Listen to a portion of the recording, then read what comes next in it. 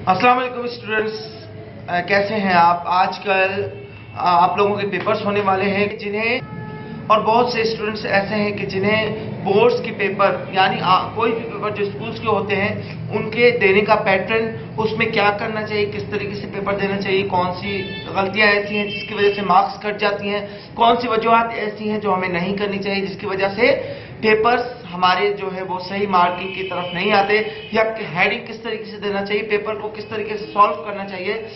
ये बहुत सी ऐसी वजूहत हैं जिसकी वजह से बहुत से स्टूडेंट्स के पेपर लो मार्क्स में काउंट किए जाते हैं। उन वजूहत पे हम बात करेंगे और उन वजूहत को हल करने की कोशिश करेंगे, और मैं आपको वो बताऊंगा according to government board, education board के तहत कि पेपर को किस तरीके से हल करना चाहिए और वो कौन से पॉइंट्स हैं कि जिसको अप्लाई करते हुए आप अपने पेपर को और बेहतर बना सकते हैं, आप अपने पेपर को और अच्छा कर सकते हैं। क्योंकि कुछ कंसर्न जो है वो हमने बोर्ड्स के जो एग्जामिनर हैं उनसे पूछकर क्या कहते हैं वजूहात और उनके हल निकाले हैं, वो आपके सामने मैं रखने जा रहा हूं कि किस तरीके से पेपर पे हेडिंग देनी चाहिए, किस तरीके से पेपर को यूज करना चाहिए। आमतौर पर क्या कहते हैं पेपर की ऐसी कंडीशन कर दी जाती है, इस तरीके से पेपर हल किया जाता है कि वो पेपर एग्जामर जब चेक करता है तो ऑटोमेटिकली हमारे मार्क्स कटने के, हमारे मार्क्स लो होने के कैटेगरीज पे आ जाते हैं। आज तमाम स्टूडेंट्स ख्वाह वो किसी भी सूबे से ताल्लुक़ रखते हों, उनके लिए ये वीडियो बहुत अहम है कि आप अपने पेपर को इस तरीके से हल करें। इंशाअल्लाह अज़्ज़वजल आप ख्वाह आप प्राइवेट सेक्टर में आप क्या कहते हैं एग्जाम दे रहे हो या गवर्नमेंट सेक्टर में बोर्ड के एग्जाम हो, आपका पेपर पैटर्न एक ही होता है हल करने का। खासकर उसमें जो आपका जो है दारोमदार है वो आपके हैंड राइटिंग पे बहुत होता है। तो आए चलते हैं उन वजूहात की तरफ कि किस तरीके से पेपर को हल करना चाहिए और वो कौन सी वजूहात हैं जिनकी वजूहात से हमारे मार्क्स लो आते हैं। देखिए जी हाँ, मेरे पास मैं आपको बताता चलूँ कि जो हम पेपर सॉल्व करते हैं तो एग्जामर जो हमारे पास पेपर देता है उसके यहाँ पर मतलब बहुत आगे से वो पंच करता है, जिसकी वजह से हम अगर पेपर लिखते हैं तो हमारे वो यहाँ पर चला जाता है। राइटिंग जो हम लिखते हैं ना, क्वेश्चंस वगैरह जो भी लिखते हैं तो उसका आंसर इस साइड पे चला जाता है, जिस वजह से जब एग्जामर हमारा चेक कर होता है तो वो जल्दबाजी में ये हिस्सा नहीं देख पाता। इस वजह से हम पेपर्स को जो है ना वो आंसर शीट को इस तरीके से मूव कर लेते हैं, ये देखें, और जो कुछ हमने हल करना होता है वो इसके सेंटर में यानी इसके बीच में ही वो आता है। इससे इन लाइंस में क्रॉस नहीं होता, बॉर्डर लाइंस में क्रॉस नहीं होता। अब चलते हैं कि पेपर को किस तरीके से हल करना है। उसके मैंने कुछ पैटर्न्स बनाए हुए हैं, वो मैं आपके सामने शो करता हूं कि आपको पेपर्स को किस तरह, ख्वाह वो उर्दू का हो, इस्लामियत का हो या फिर आपका इंग्लिश का हो। कुछ सैंपल्स भी मैंने बनाए वो भी मैं आपके सामने शो कर दूंगा। अब मैं आपके सामने यह पेपर शो कर रहा हूँ, देखें इस पेपर पे पूरा पैटर्न लिखा हुआ है। क्योंकि जब भी हम पेपर ऐसे इंग्लिश टाइप जो पेपर हो उसमें आपके सेक्शन होते हैं, section A, section B, section C, या फिर लिखा होता है सेक्शन 1, सेक्शन 2, सेक्शन 3। उसमें आपने क्या करना है कि ये मैंने तो थोड़ा सा चेंज करके लिखा है, ऊपर थोड़ा सा गोलाई में लिखा है सेक्शन ए। उसको आप इतना मतलब करने की ज़रूरत नहीं है, आप सिंपल सा मतलब थोड़ा सा मोटा करके लिखें सेक्शन ए सीधी लाइन में जिस तरीके से है वो लिखकर आप नीचे क्या कहते हैं इसमें नीचे से फिर आप अगर शॉर्ट क्वेश्चन कर रहे हैं शॉर्ट क्वेश्चन की हेडिंग देनी है आपने, अगर आप लॉन्ग क्वेश्चंस कर रहे हैं तो लॉन्ग क्वेश्चंस की आपने हेडिंग देनी है। फिर उसके बाद नीचे आप आ जाए, नीचे आपको अगर जो सवाल आपसे पूछा गया है, आपको जो सवाल आ रहा है उसमें आप उसका नंबर देंगे, या तो आप लिखेंगे क्वेश्चन नंबर 1 या तो फिर जिस तरीके से मैंने लिखा आंसर टू क्वेश्चन नंबर 1, इस तरीके से लिख के नीचे अपना आंसर शुरू करेंगे। अब जैसे ही आपका आंसर खत्म हो जाता है तो उसके नीचे आपने डबल अंडरलाइन दे देनी है। आपने जिस तरीके से शॉर्ट क्वेश्चन के नीचे भी देखा है जो मैंने लिखा शॉर्ट क्वेश्चंस, उसके नीचे भी डबल अंडरलाइन दी गई है। तो जैसे ही आपका आंसर खत्म होता है, खत्म होने की ये निशानी है कि आपका आंसर खत्म हो गया, आपने नीचे क्या कहते हैं डबल अंडरलाइन दे देनी है। अब अनफॉर्चुनेटली यही होता है कि स्टूडेंट्स के दिमाग में ये होता है क्योंकि ये चलता हुआ आ रहा है, पर्चे पे एक आंसर करना है, यानी शीट पे हमने एक आंसर करना है, एक आंसर के अलावा कोई आंसर नहीं करना है। अगर आपका पेपर 50 और 60% से कम बच रहा है तो आप उसे छोड़ सकते हैं। अगर 60% से ज़्यादा आपका पेपर या 70% से ज़्यादा आपका पेपर बच रहा है तो आप उसको छोड़ेंगे नहीं। अगर आप उसको छोड़ेंगे तो आपके मार्क्स कट जाएंगे। ये तो मेरे पास सैंपल पेपर था, ठीक है। इसमें क्वेश्चन के बाद दूसरा नेक्स्ट क्वेश्चन उधर ही शुरू कर दिया गया है। या आप इस तरीके से लिखें या आप भले क्या कहते हैं 1-2 लाइनें छोड़ के जो है ना आप दूसरा क्वेश्चन स्टार्ट करना चाहें सफाई के साथ, आप वो करें। खासकर इसमें ये चीज़ रखें कि आपकी राइटिंग, हैंड राइटिंग जो है वो बहुत मैनेजेबल है, वो बहुत अच्छी हो।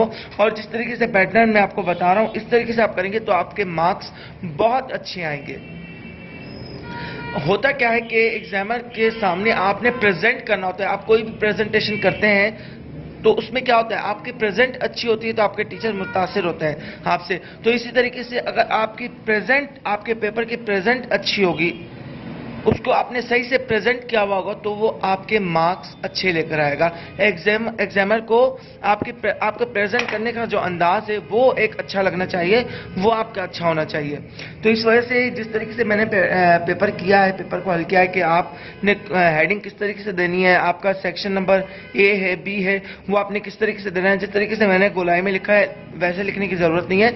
आपने सिंपल जो है ना वो लिखकर थोड़ा सा मतलब अगर आप मार्कर यूजर है, अगर आप मार्कर यूज करते हैं तो मार्कर से आप हेडिंग दें तो बहुत ही अच्छा है। अगर आप मार्कर यूज नहीं करते, क्योंकि जो मार्कर यूज नहीं करता उसको मार्कर में लिखने में प्रॉब्लम क्रिएट होती है। तो सिंपली आपके पास क्या कहते हैं, अगर पॉइंटर है तो पॉइंटर से आप जब हेडिंग दे रहे हैं तो उससे को डबल लिखेंगे, मोटा कर देंगे थोड़ा सा, ताकि आपकी, और मोटा थोड़ा सा ख्याल से कीजिएगा आपका क्या कहते हैं थोड़ा सा आउट ना हो जाए। तो उससे हम क्या कहते हैं जिस तरीके से मार्कर से मैंने दिए हुए, जरूरी नहीं अगर आप मार्कर यूजर हैं तो यूज करें, अगर यूजर नहीं है तो यूज करने की जरूरत नहीं, आपका पेपर खराब हो जाएगा। तो आप थोड़ा सा क्या उसको हेडिंग देकर मोटा करके लिखेंगे और जिस तरीके से मैंने प्रेजेंट किया है इस तरीके से प्रेजेंट करेंगे तो आपका पेपर अच्छा हो जाएगा। इसी तरीके से मैं आपको एक इस्लामिक का पेपर दिखाऊं। इस्लामिक के पेपर में भी हम वही चीज़ करते हैं कि उर्दू में हम लिखते हैं सेक्शन अलिफ करना है या बे करना है या जीम करना है, उसी तरीके से आप ऊपर लिखेंगे सेक्शन बे। जिस तरीके से मैंने सेक्शन बे लिखा उसके नीचे अगर आप लॉन्ग क्वेश्चंस करना चाहते हैं जिसको हम, या शॉर्ट क्वेश्चन जिसको हम उर्दू में कहते हैं मुख्तसर सवाल के जवाबात दीजिए, तो आपने उस तरीके से वो लिखना है। उसी तरीके से अपने अंडरलाइन जिस तरीके से लगी हुई लगानी है। अब इसमें आ जाते हैं कि अगर हम क्वेश्चन ये करें कि तहारत के इक़साम बयान करें तो आप साइड में या लिखेंगे कि तहारत के इक़साम, तो उसके नीचे आपने डबल अंडरलाइन दे दी। उस तरीके से आपने तहारत के इक़साम जो है वो वहां पर लिखे। जैसे ही आपका क्वेश्चन कंप्लीट हुआ नीचे आपने फिर डबल अंडरलाइन लेकर उसको क्लोज कर दिया, क्योंकि डबल अंडरलाइन हम इसलिए देते हैं कि क्वेश्चन है कि आपका आंसर कंप्लीट हो चुका है। इसी तरीके से क्या कहते हैं मैं आपको बताता चलूं, कुछ सैंपल पेपर मेरे पास पड़े हुए हैं तो वो मैं आपको दिखाना चाहता हूं कि आप इसे देख लें। फिजिक्स का भी है, इंग्लिश का भी है कि किस तरीके से लॉन्ग क्वेश्चन हमने करने हैं, फिजिक्स का किस तरीके से करना है या इंग्लिश का किस तरीके से करना है, वो मेरे पास मौजूद है। सारे मैं आपके सामने शो करवाता हूं। आपको समझ तो आ गई होगी कि किस तरीके से हेडिंग देनी है, किस तरीके से उसके आंसर खत्म होने तो हमने डबल अंडरलाइन देनी है। ये देख रहे हैं आप पेपर हम मेरे सामने मौजूद है, ये मैं आपको शो करवा रहा हूँ। पेपर इस तरीके से हमने बोर्ड के पेपर हल करने होते हैं या एग्जामर पेपर कोई भी प्राइवेट स्कूल से हमने उसे हल करना होता है, क्योंकि हमने प्रेजेंट अच्छे तरीके से करना है तो वो ऑटोमेटिकली जो चीज़ दिल को अच्छी लगती है उसके मार्क्स भी अच्छे आते हैं। और उसके बाद मैं के सामने उर्दू का पेपर भी, ये देखें आपके सामने है, एक कहानी लिखनी है। जैसे आपका आता है कि भाई कोई भी टॉपिक आपके सामने आपने कहानी लिखनी है तो जाहिर बात है आपने क्वेश्चन का नंबर देना है, इधर लिखना है कहानी, फिर उसका नाम लिख देना है कहानी का, जो भी आपके सामने कहानियां आनी है उसका नाम लिख देना है, फिर आपने कहानी स्टार्ट करनी है। अब जब भी कहानी होती है तो उसका एक मोरल होता है, ठीक है, नतीजा होता है कि आपने इस कहानी से क्या सीखा, क्या नतीजा निकला, ठीक है। तो ये देखें नीचे जिस तरीके से मैंने नतीजा लिखा है हेडलाइन करके कि ये नतीजा आपने लिख देना है, उसके नीचे आपने वही अंडरलाइन डबल अंडरलाइन डाल देनी है, आपका क्वेश्चन खत्म हो गया। इसी तरीके से उर्दू में अगर हमारे आते हैं लफ्ज़ों के माना लिखने हैं उस तरीके से, या आपके आगे जुमले अल्फाज के जुमले लिखने हैं। ये देखें एक पैटर्न मैं आपको दे रहा हूँ कि अल्फाज के जुमले लिखने हैं। आपने उसी तरीके से क्या कहते हैं एक पैटर्न जिस तरीके से बना हुआ है अल्फाज के जुमले लिखने हैं। ये अल्फाज आपके सामने आए, आपने जुमले लिखे, फिर उस जुमलों के अल्फाज जो है ना आपके जुमलों में इस्तेमाल हो रहे हैं, ठीक है, तो उन अल्फाजों को आपने हेडलाइन करना है, मतलब थोड़ा सा बोल्ड करके लिखना है कि आपने ये लफ्ज जो है ना वो उसमें यूज किया है, यानी जुमले में आपने यूज किया है। ये आपका पैटर्न है जिससे आपने जिसको आप यूज करेंगे इंशाल्लाह आप अच्छे मार्क्स लेके आ सकते हैं। कोशिश ये कीजिएगा कि आप पेपर में क्या वाइटो और रिमूवर वगैरह इस्तेमाल करने की इजाज़त नहीं होती। आप पहले जो है ना वो, और रेड पेन और ब्लैक पेन भी इस्तेमाल करने की इजाज़त नहीं होती, तो इसी वजह से आप ब्लू पेन जो है वही इस्तेमाल करें, रेड और ब्लैक पेन इस्तेमाल नहीं करना आपने। उसके बाद आपके आंसर शीट के पीछे हिंट्स लिखे होते हैं, पेपर को आपने किस तरीके से हल करना है, क्या सिचुएशंस हैं कि जिसे करने से आपका पेपर जो सही तरीके से हल नहीं होता मार्क्स कट जाते हैं, या किस तरीके से हमें पेपर हल करना चाहिए, ये आपके आंसर शीट्स के पीछे लिखा हुआ होता है। जो मैंने पैटर्न बताया, इस पैटर्न से आप अगर क्या कहते हैं ये सॉल्व करेंगे अपना पेपर बोर्ड का, तो इंशाअल्लाह ताला आपको आपके मार्क्स जो है ना वो बहुत अच्छे आएंगे और आप क्या कहते हैं खुद हैरान हो जाएंगे कि मेरे मार्क्स इतने अच्छे किस तरीके से हैं। अच्छा, ये एक ऐसे का पैटर्न मैंने आपके सामने दे दिया है। इंडिविजुअली ऐसे इसी तरीके से लिखा जाता है कि आप पहले क्या कहते हैं जिस भी शख्सियात के बारे में क्या कहते हैं ऐसे लिख रहे हैं, तो पहले क्या कहते हैं उनका नाम, तारीख पैदाइश, या जिस तरीके से वफात वगैरह मैंने लिखा है हेडिंग देके ये लिखें। तो अगर आप ये नहीं कर पाते तो सिंपली आप जिस तरीके से ऐसे लिख रहे हैं उस तरीके से खूबसूरत करके ऐसे लिखें। जब आपका ऐसे कंप्लीट हो रहा है, अगर आप इस तरीके से लिख रहे हैं तो बहुत बेस्ट है, लेकिन ये बहुत ही कम प्रैक्टिस होती है हमारे स्कूल्स में इस तरीके से लिखने की, तो आपको मुश्किलात पेश आ सकती हैं इस तरीके से लिखने से कि आप उस तरीके के हेडिंग दें उसके अंदर।